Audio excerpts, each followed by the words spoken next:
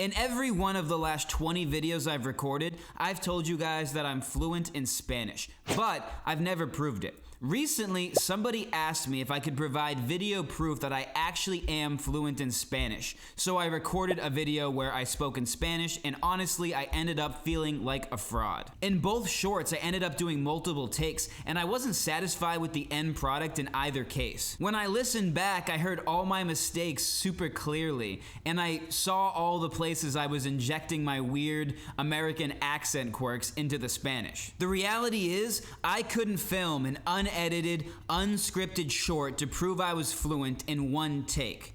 But then I realized that I can't even do that in English. What's going on, guys? My name's Nick. I'm the creator of Lengualytics, and yes, I fluently speak Spanish, but when I sat on my porch over there to film those two shorts, I felt like a fraud, and I'm certain that everybody who's watching this video who's fluent in a language knows exactly how I felt. The issue with saying you're fluent is that everybody has a different definition of what fluency actually is, and I've never seen a definition of fluency on the internet that fully satisfied me. Fluency can't be the result of passing a written test, because knowing a certain amount of vocab words or knowing all your grammar rules, those things don't help you exist in a language in real life. And fluency can't just be the ability to run your mouth really fast in a language, because that doesn't demonstrate any depth. That just demonstrates that you can recall things fast. And fluency definitely can't be your ability to perform a language in front of a camera. There's so many other things that go into that. There's an obvious added element of pressure,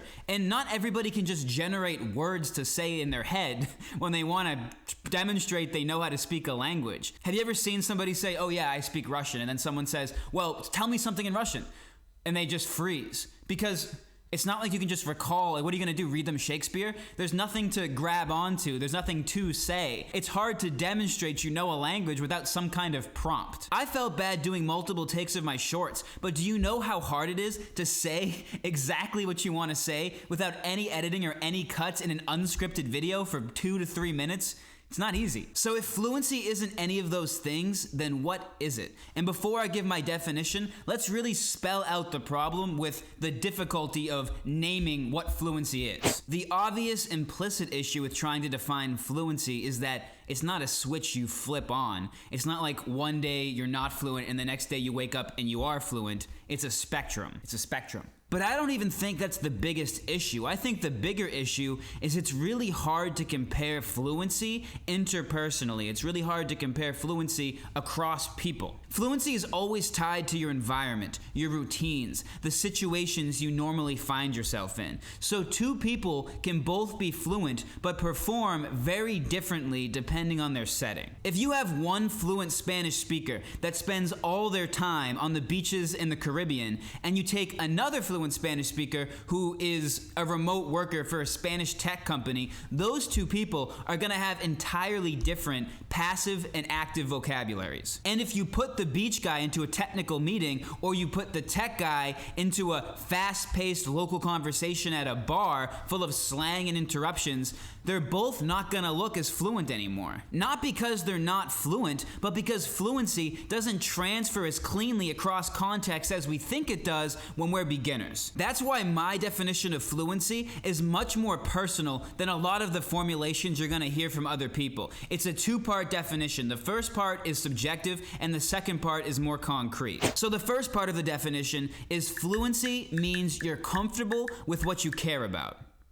If you don't care about something, then the vocabulary surrounding that thing just won't come up for you. And therefore, you're not going to immediately be able to speak about it fluently. I'm sure some of us who are fluent can talk about space in our target language. I'm sure some of us can't. I'm sure some of us who are fluent can talk about fine dining in our target language. Some of us can't. Yet, we're all still fluent. As humans, we're creatures of habit, so 90% of the time, we're doing the exact same thing every single day. So not being fluent in the realm of space and fine dining doesn't really matter because those things just don't come up to us in our everyday life. But 10% of the time, those things do come up, which is why I have the second part of this definition. So the second part of the definition is fluency means you can adapt to new topics and new situations relatively fast. Because even if you're comfortable within your own world, in the short term and the long term, life will throw you into situations you're simply less comfortable with. In the long term, you'll move cities, you'll make new friends, you'll find new creators that you want to watch on YouTube and new niches. And in the short term, you're gonna meet an old Russian guy or an old Spanish guy at a bar, and he's gonna talk to you for 2 hours about space,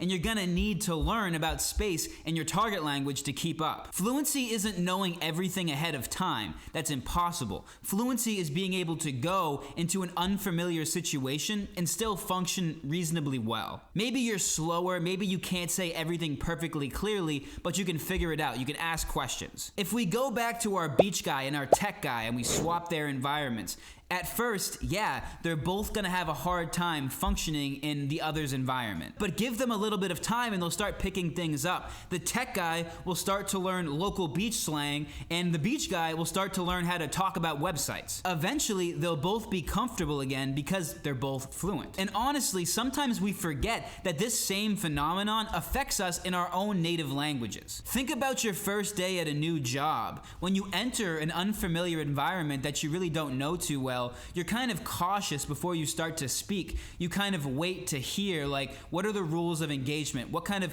conversation topics are used here? What level of formality do I speak with? How do I address people? These are all things that come with just getting more comfortable in a new environment. So these things affect us in our own native languages as well as they affect us in our target languages. Do we get uncomfortable in new environments because we don't know how to speak English?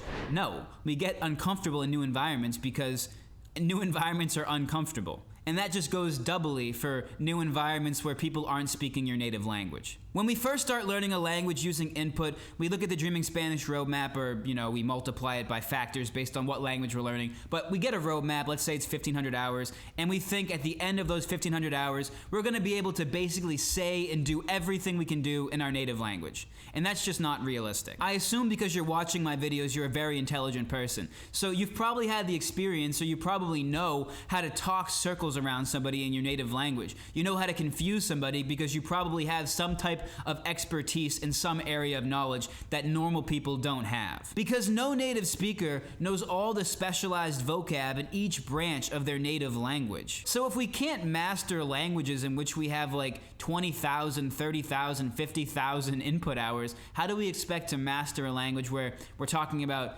a magnitude less? 1,500, 2,000, 3,000 hours. If we don't accept a more realistic definition of what fluency is in a foreign language, then we're always gonna feel like imposters. We're always gonna think, oh, I don't know that word, so I'm not fluent. Oh, I don't know how to phrase that properly, so I'm not fluent. Oh, I froze at a restaurant when I was trying to order food, I'm not fluent. I know all this stuff rationally, in fact, I'm explaining it to you, but it still affects me. When I was making videos on my porch, I still felt self-conscious, even though I've had hundreds of hours of conversations in fluent Spanish with native speakers. And if you're a beginner and you're still putting together what it really means to be fluent, I have a great video for you. It's a video about the 4 myths that I used to believe before I became fluent, that I don't believe anymore. If you're interested, check that out. Thank you for